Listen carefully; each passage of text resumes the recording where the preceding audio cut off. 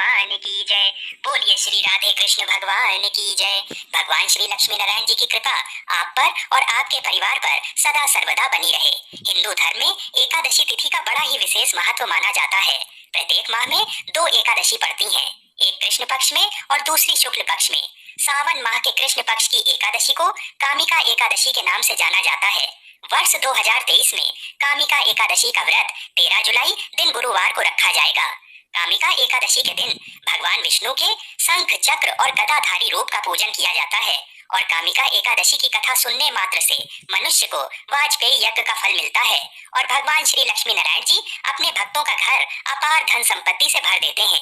इस एकादशी के दिन जो मनुष्य भक्ति पूर्वक तुलसी दल भगवान विष्णु को अर्पण करते हैं वे इस संसार के समस्त पापों से दूर रहते हैं। आज के इस वीडियो में हम आपको कामिका एकादशी की वही व्रत कथा और महात्म्य को सुनाएंगे जो स्वयं भगवान श्री कृष्ण जी ने अर्जुन को सुनाई थी और कथा सुनने के बाद कामिका एकादशी की संपूर्ण पूजा विधि, महत्व, नियम और एकादशी तिथि की संपूर्ण जानकारी देंगे और साथ ही साथ ये भी बताएंगे कि एकादशी के अगले दिन व्रत का पारण कितने बजे करना शुभ होगा और व्रत क्या खाकर खोलें। तो आइए भगवान श्री लक्ष्मी नारायण जी के चरणों का ध्यान करते हुए कामिका एकादशी की व्रत कथा को सुनते हैं। व्रत कथा को सुनने से पहले आप सभी से हमारा विनम्र निवेदन है कि आप भी अगर भगवान श्री कृष्ण जी के भक्त हैं तो इस चैनल को सब्सक्राइब अवश्य करें और कमेंट में जय श्री राधे कृष्ण अवश्य लिखें। एक बार अर्जुन ने भगवान श्री कृष्ण जी से कहा, हे प्रभु, अब आप मुझे श्रावण माह के कृष्ण पक्ष की एकादशी की कथा सुनाने की कृपा करें। इस एकादशी का क्या नाम है ये भी बताएं। तब भगवान श्री कृष्ण जी ने कहा, हे श्रेष्ठ धनुधर, मैं श्रावण माह की पवित्र एकादशी की कथा को सुनाता हूँ, इसे ध्यान पूर्वक सुनो। एक गाँव में एक वीर क्षत्रिय रहता था। एक दिन किसी कारणवश उसकी ब्राह्मण से हाथापाई हो गई और उस ब्राह्मण की मृत्यु हो गई। अपने हाथों मारे गए ब्राह्मण की क्रिया उस क्षत्रिय ने करनी चाहिए, परंतु ब्राह्मणों ने उसे क्रिया में शामिल होने से मना कर दिया। ब्राह्मणों ने बताया कि तुम पर ब्रह्म हत्या का दोष है, पहले इसका प्रायश्चित करो, इस पाप से मुक्त हो तब हम तुम्हारे घर भोजन करेंगे। इस पर क्षत्रिय ने पूछा कि इस पाप से मुक्त होने का क्या उपाय है। तब ब्राह्मणों ने बताया कि श्रावण माह के कृष्ण पक्ष की एकादशी को भक्ति भाव से भगवान श्रीधर का व्रत एवं पूजन कर ब्राह्मणों को भोजन करा के सादक्षिणा के साथ आशीर्वाद प्राप्त करने से इस पाप से मुक्ति मिलेगी।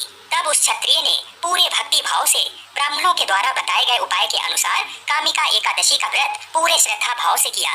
उसकी भक्ति से प्रसन्न होकर भगवान श्रीधर ने क्षत्रिय को दर्शन देकर कहा कि तुम्हें ब्रह्म हत्या के पाप से मुक्ति मिल गई है। इस प्रकार से वह क्षत्रिय ब्रह्म हत्या के पाप से मुक्त हो गया। तब भगवान श्री कृष्ण जी ने अर्जुन से कहा कि हे अर्जुन, अब मैं तुम्हें कामिका एकादशी के व्रत का महात्म्य सुनाता हूँ। जो मनुष्य कथा सुनने के बाद कामिका एकादशी के व्रत के महात्म्य को नहीं सुनता है वह पाप का भागी होता है, इसलिए इसे ध्यान पूर्वक सुनो। एक बार भीष्म पितामह ने लोक हित में नारद जी से कामिका एकादशी के व्रत के महात्म्य को बताया था, सो मैं वही तुमसे आज कहता हूँ। जो मनुष्य इस एकादशी को धूप दीप नैवेद्य आदि से भगवान विष्णु की पूजा करते हैं उन्हें गंगा स्नान के फल से भी उत्तम फल की प्राप्ति होती है।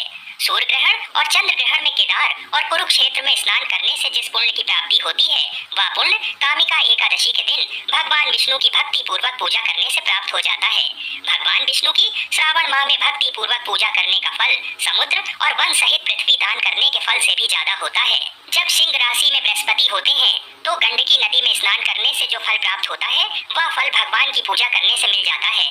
संसार में भगवान की पूजा का फल सबसे ज्यादा है, अतः भक्ति पूर्वक भगवान की पूजा न बन सके तो सावन माह के कृष्ण पक्ष की कामिका एकादशी का उपवास अवश्य करना चाहिए। आभूषणों से युक्त बछड़ा सहित गौ दान करने से जो फल प्राप्त होता है वह फल कामिका एकादशी के उपवास से मिल जाता है। जो उत्तम द्विज सावन माह के कृष्ण पक्ष की कामिका एकादशी का उपवास करते हैं तथा भगवान विष्णु का पूजन करते हैं उनसे सभी देव, नाग, किन्नर, पितृ आदि की पूजा हो जाती है। इसलिए पाप से डरने वाले व्यक्तियों को विधि विधान सहित इस उपवास को करना चाहिए। संसार सागर तथा पापों में फंसे हुए मनुष्यों को इनसे मुक्ति के लिए कामिका एकादशी का व्रत करना चाहिए। स्वयं भगवान ने अपने मुख से कहा है कि मनुष्यों को आध्यात्म विद्या से जो फल प्राप्त होता है उससे अधिक फल कामिका एकादशी का व्रत करने से मिल जाता है। इस उपवास को करने से मनुष्य को न यमराज के दर्शन होते हैं और न ही नरक के कष्ट भोगने पड़ते हैं, वह स्वर्ग का अधिकारी बन जाता है। जो मनुष्य इस दिन तुलसी दल से भक्ति पूर्वक भगवान विष्णु का पूजन करते हैं वे इस संसार सागर में रहते हुए भी इस प्रकार पापों से अलग रहते हैं जिस प्रकार कमल पुष्प जल में रहता हुआ भी जल से अलग रहता है। तुलसी दल से भगवान श्री हरि का पूजन करने का फल 1 बार स्वर्ण और 4 बार चांदी के दान के फल के बराबर है। भगवान विष्णु रत्न, मोती, मणि आदि आभूषणों की अपेक्षा तुलसी दल से अधिक प्रसन्न होते हैं। जो मनुष्य प्रभु का तुलसी दल से पूजन करते हैं उनके सभी पाप नष्ट हो जाते हैं। भीष्म पितामह जी कहते हैं, हे नारद जी, मैं भगवान की अति प्रिय श्री तुलसी जी को प्रणाम करता हूँ। तुलसी जी के दर्शन मात्र से मनुष्य के सभी पाप नष्ट हो जाते हैं और शरीर के स्पर्श मात्र से मनुष्य पवित्र हो जाता है। तुलसी जी को जल से स्नान कराने से मनुष्य की सभी यम यातनाएं नष्ट हो जाती हैं। जो मनुष्य तुलसी जी को भक्ति पूर्वक भगवान के श्री चरण कमलों में अर्पित करता है उसे मुक्ति मिलती है। इस एकादशी की रात्रि को जो मनुष्य जागरण करते हैं और दीपदान करते हैं उनके पुण्यों को लिखने में चित्रगुप्त भी असमर्थ हैं। एकादशी के दिन जो मनुष्य भगवान के सामने दीपक जलाते हैं उनके पितर स्वर्ग लोक में अमृत का पान करते हैं। भगवान के सामने जो मनुष्य घी या तिल के तेल का दीपक जलाते हैं उनको सूर्य लोक में भी सहस्त्रों दीपकों का प्रकाश मिलता है। इस व्रत को करने से इस लोक में सुख भोग कर प्राणी अंत में विष्णु लोक को जाते हैं। इस कामिका एकादशी के महात्म्य के श्रवण व पठन से मनुष्य स्वर्ग लोक को प्राप्त करते हैं। आइए अब वाराणसी के पंचांग के अनुसार जान लेते हैं कि एकादशी तिथि कब से कब तक है और व्रत का पारण कब किया जाएगा।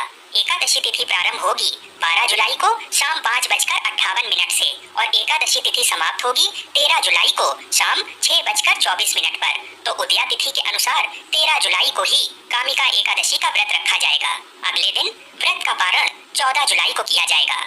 व्रत के पारण का समय होगा सुबह 5:16 से लेकर सुबह 8 बजे के मध्य में। एकादशी के दिन आपने जो भी भगवान को भोग लगाया हो उस प्रसाद को खाकर ही अपना व्रत खोलना चाहिए या आंवला खाकर भी व्रत खोलना अत्यंत शुभ माना जाता है। किसी भी ब्राह्मण को दान दक्षिणा आदि देकर ही अपना व्रत खोलें। एक चीज का विशेष ध्यान रखें कि बताए गए समय में ही एकादशी के व्रत का पारण करें, क्योंकि जब हम एकादशी के व्रत का पारण शुभ समय में करते हैं तो ही हमें एकादशी के व्रत का पूरा फल मिलता है। कामिका एकादशी के व्रत के पारण में एक चीज का विशेष ध्यान रखें कि गाय, ब्राह्मण और तुलसी इन तीनों के पूजन के बाद ही अपना व्रत खोलें। गाय को हरा चारा खिलाएं। तुलसी पूजन में आपको तुलसी माता को जल अर्पित करना है और उन्हें सिंदूर अवश्य लगाएं और घी का दीपक प्रज्वलित करें और तुलसी के पौधे की ही गीली मिट्टी का तिलक करें। फिर ब्राह्मण को संभव हो तो घर पर बुलाकर अथवा किसी भी मंदिर में दान दक्षिणा वस्त्र आदि देकर चरण स्पर्श कर आशीर्वाद लें। उसके बाद ही विधिवत तरीके से अपना व्रत खोलें। द्वादशी के दिन चावल खाना भी शुभ माना जाता है, ऐसा शास्त्रों में वर्णित है। और द्वादशी के दिन तुलसी माता की कथा सुनना भी बहुत ही शुभ फलदायक होता है। ऐसा करने से साल भर भगवान श्री लक्ष्मी नारायण जी की और श्री तुलसी शालिग्राम जी की कृपा हम पर बनी रहती है। आप सभी को कामिका एकादशी व्रत की हार्दिक शुभकामनाएं। जय श्री राधे कृष्ण।